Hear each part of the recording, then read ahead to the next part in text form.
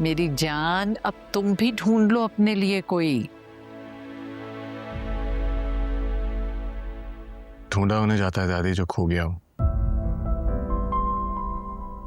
मेरा थोड़ी ना कुछ खोया। दादा क्या कर गए ना? जानते हो तुम्हारे दादा ऐसा क्यों कर गए? यही तो समझ नहीं आ रही दादी। मैंने तो आज तक घर के किसी काम को भी नहीं देखा, फिर मैं क्यों? और कायनात कायनात ने तो इस घर से विदा होकर चली जाना है, तो फिर कायनात क्यों दादी? कुछ समझ नहीं आ रहा मुझे। और मैं क्यों नानी? मैं क्या ही कर सकती हूँ? और वैसे भी ये सारा हक तो नाना की औलादों का है ना। तुम खुद को नाना की औलाद नहीं मानती क्या? कायनात, ये बात नहीं है। ये बहुत भारी जिम्मेदारी है और मुझे लगता है कि मैं इस जिम्मेदारी के लिए तैयार नहीं हूँ। जिम्मेदारी उठाने के लिए मोहब्बत की जरूरत होती है, और अगर मोहब्बत ना हो तो जिम्मेदारी भारी ही लगती है। क्या हो गया कायनात? कि क्या बोली जा रही है तुम? इधर आओ, मेरे पास आओ तुम। आ जाओ।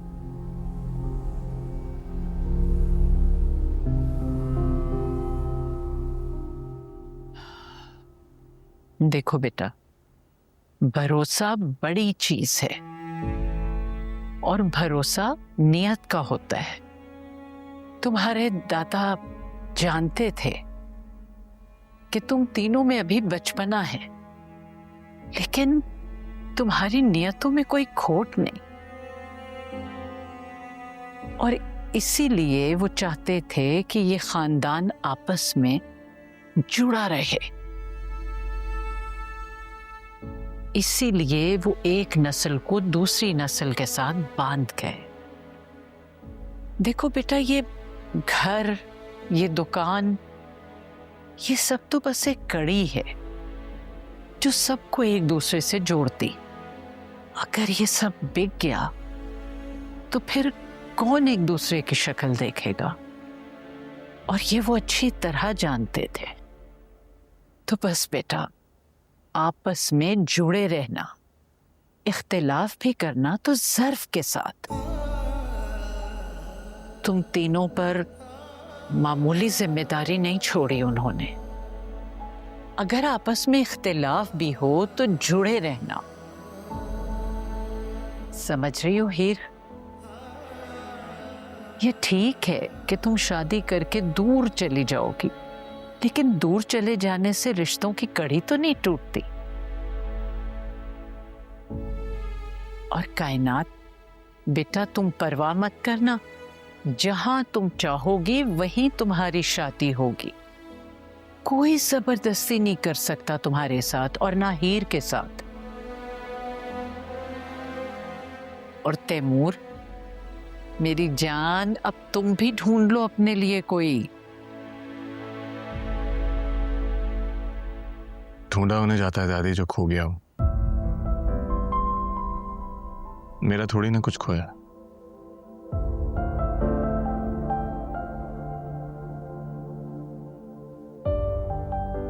अल्लाह तुम सबको खुश रखे, सदा खुश रखे।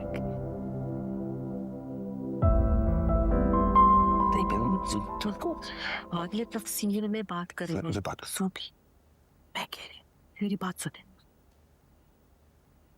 बेगम साहिबा, खाना लगा दूं? अबे इधर सब मेरा हक खा गए हैं, तुझे खाने की पड़ी हुई है बाजी। इधर से चली जा इस वक्त। अच्छा, हद हो गई यार। अब्बा के कैसे किस्म की क्या क्या वसीयत बना के गए? अब्बू अब्बू झूठ बोल रहा है भैया, मैं आपको पहले से बता रहा हूँ। ये पता नहीं कहीं से जाली किस्म की वसीयत बना के आ गए यार। हद होती है।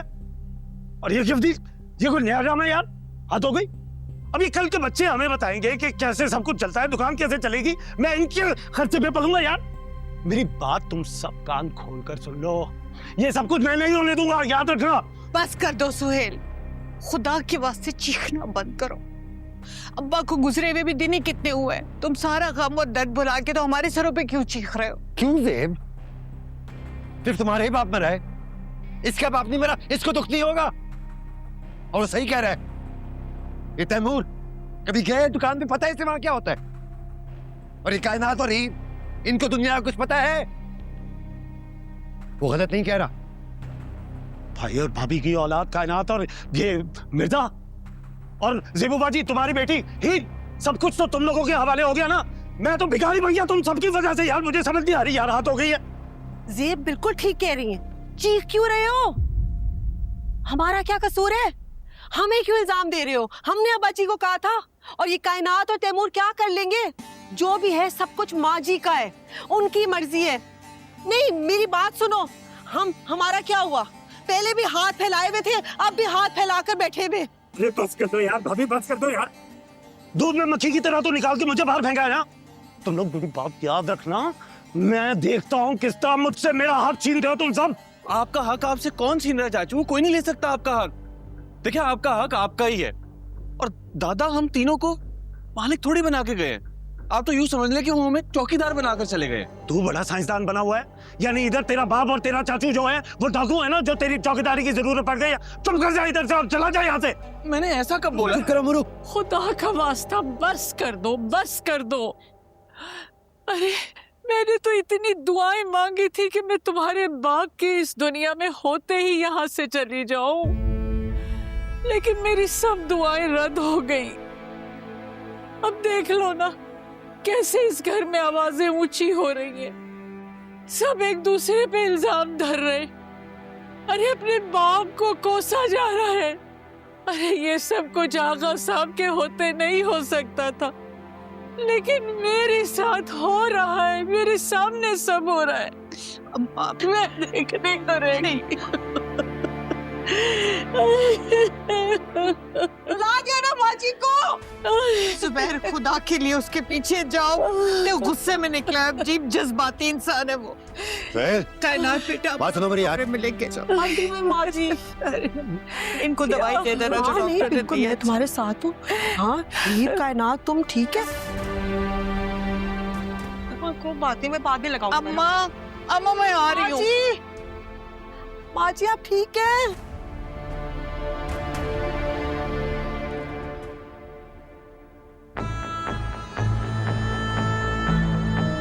माँ जी,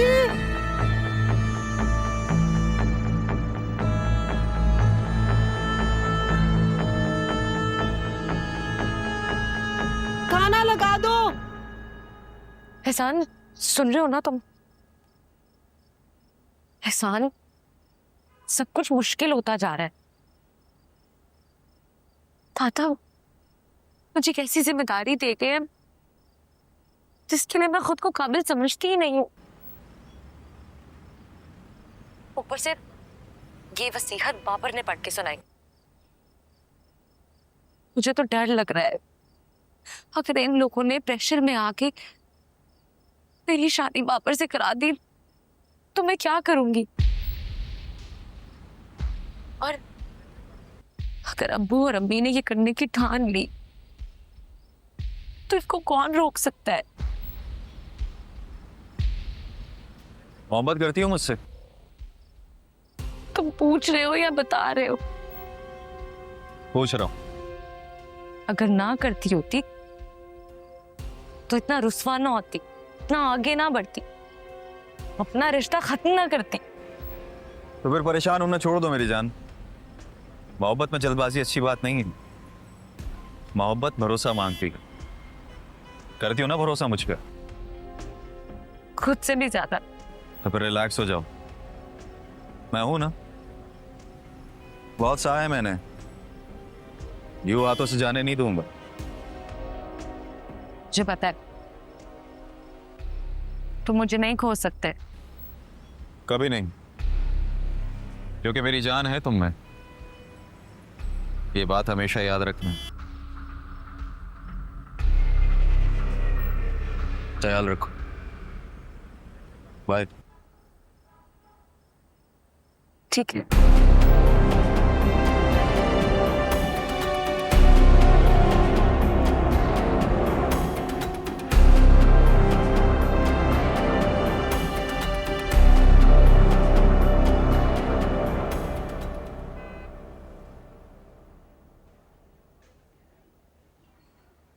हुआ तो बहुत ही गलत है आपके साथ,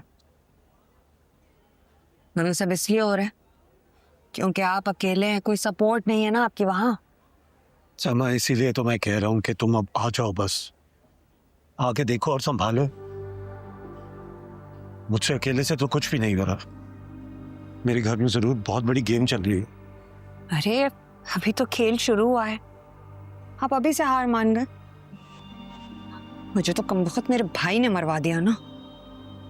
पहले रिश्ते से इनकार कर दिया और वो गिफ्ट डीड उठा के ले आया है। मुझे तो बहुत मेहनत करनी पड़ेगी अपने आप को मनवाने के लिए। मेरा तासुर अच्छा नहीं रहा ना। समा, अपने आप को कोसना छोड़ता है। क्यों, कैसे, क्या करूं? देखो, मुझे माफ कर दो, मैं बब्बू की बातों में आ गया था और मैं मसलहतन चुप रहा। दरअसल लेकिन सच्चाई ये है कि बब्बू ने रिश्ता खत्म नहीं किया, उसने सिर्फ इल्जाम अपने सर लिया है। दरअसल कायनात को हमारा एक नौकर पसंद आ गया और उसका बेवकूफ कमअकल भाई तैमूर उसका साथ दे रहा है और अब्बा ने भी मान लिया है। इसे ये जो गिफ्ट डीड वाला मामला है ना, पप्पू जरूर, मुझे लगता है उसने गुस्से में किया है। ये गिफ्ट डीड जाली है। अब बब्बू ने साथ में ये भी कहा कि अगर ये सच्चाई तुम्हारी अम्मी तक पता चल गई ना तो वो हमारी शादी नहीं होने देंगी। तो बस फिर मैं चुप रहा, वरना मैं हर चीज तुम्हें बता तो देता हूं। सच? ये सब कहा उसने? सोहेल, आप ऐसा सोचिएगा भी मत। आपकी और मेरी शादी के बीच में कोई भी नहीं आ सकता, चाहे वो मेरी माँ ही क्यों ना हो। सोहेल जी, मोहब्बत की है आपसे, कोई मजाक है?